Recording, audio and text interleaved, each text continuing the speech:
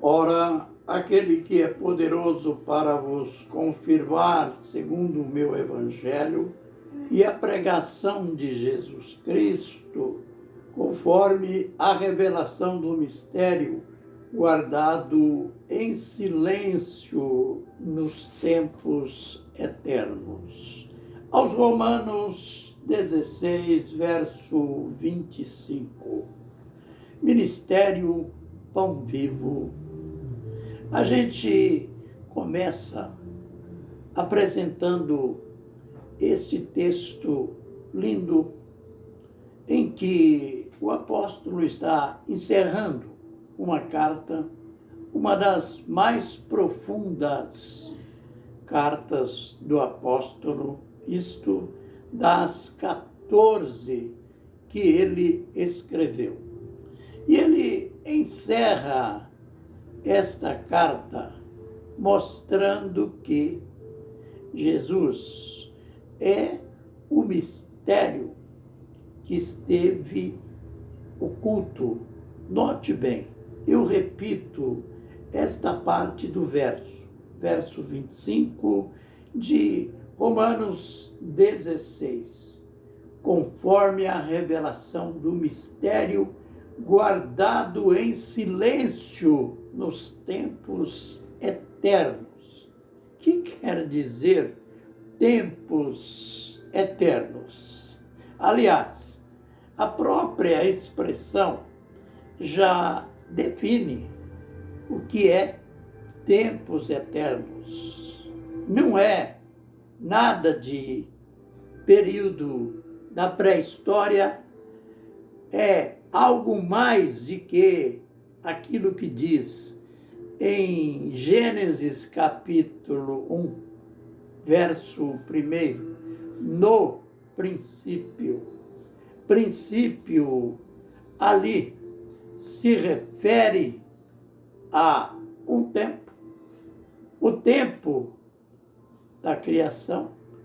Aqui, quando o apóstolo expressa desde os tempos eternos, ele está falando de um tempo infinito. Olha, e nesse tempo infinito, Jesus, como Deus, ele já existia. Jesus, dentro do propósito de Deus, ele já existia. Por isso, nós iremos apresentar no vídeo de hoje alguns versos que vão comprovar isto que está em Romanos 16, 24 e que eu reafirmei. Note, Paulo tinha uma preocupação muito grande com as igrejas, não no sentido abrir mais e mais igrejas, não no sentido do progresso numérico que a igreja estava tendo, mas ele tinha uma ansiedade para que a igreja conhecesse realmente Jesus, que ele chamou várias vezes de o mistério. Iremos ver aquele texto onde ele diz que Jesus é o mistério escondido, que esteve escondido desde os séculos e das gerações. Isto é profundo demais.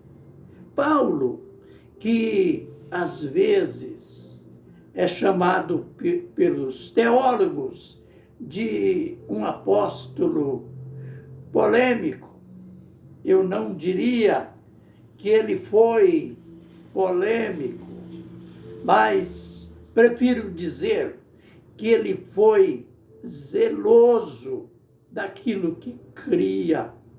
Também, imaginem a conversão deste homem. Este homem, que não era qualquer um, no sentido religioso, este homem era um praticante fiel e até fanático do judaísmo. Ele cria no judaísmo e sabia por que ele cria. E na cabeça dele, na mente dele, por causa dos conhecimentos que ele tinha, ele estava como que seguro daquela fé. Mas veio Jesus. Jesus inaugurou um tempo novo. Jesus inaugurou estabeleceu a nova aliança. E nova aliança quer dizer, não no aspecto teológico, mas no aspecto popular. Seria mudança total. E esta mudança começou a acontecer com ou através do Pentecoste. Ele, naquele zelo pelo judaísmo, ele carregava um ódio voraz contra a igreja, contra os cristãos.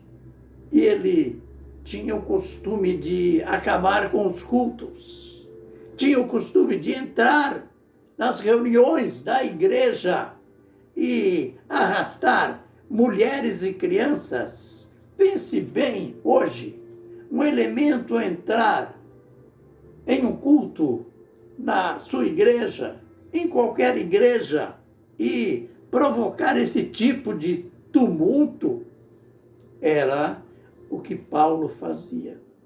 E, inesperadamente, ele acabou encontrando no caminho de Damasco aquele que ele tanto odiava, pois ele consegue carta. Ele costumava fazer esse tipo de perseguição que já mencionei. Ele tinha feito em Jerusalém, mas o seu ódio contumaz levou-o a ir para outra cidade e ele conseguiu autorização do sumo sacerdote e, coberto com aquele documento, ele saiu para Damasco. E, que surpresa, ele ia lá fazer o mesmo, acabar com os cultos, acabar com aquele povo que para ele não passava de um bando de fanáticos. E lá na estrada de Damasco, indo para Damasco, aquele resplendor ao meio-dia que o deixou cego, caiu do cavalo, e aquela voz forte: Saulo, Saulo, por que tu me persegues? E ele disse, é admirável que ele já chamou, ele não conhecia de quem era aquela voz, mas a revelação já raiou na sua mente e no seu coração, e ele disse, quem és tu, Senhor? Eu sou Jesus, a quem tu persegues. Impressionante. Imagina o que subiu na mente daquele homem, no coração daquele homem. Eu estou indo destruir um grupo de cristãos, chamados cristãos, defensores da fé em Cristo, que já morreu. Para mim, ele já morreu, foi sepultado.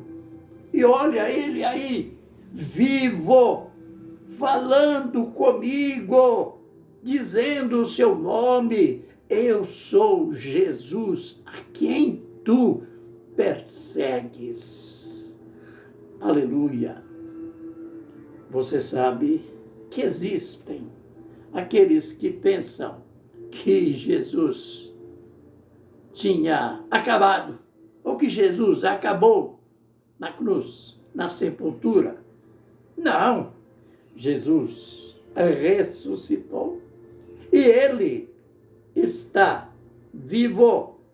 Saulo não sabia disto.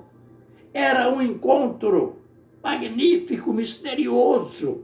Por isso, nós iremos discorrer em vários vídeos.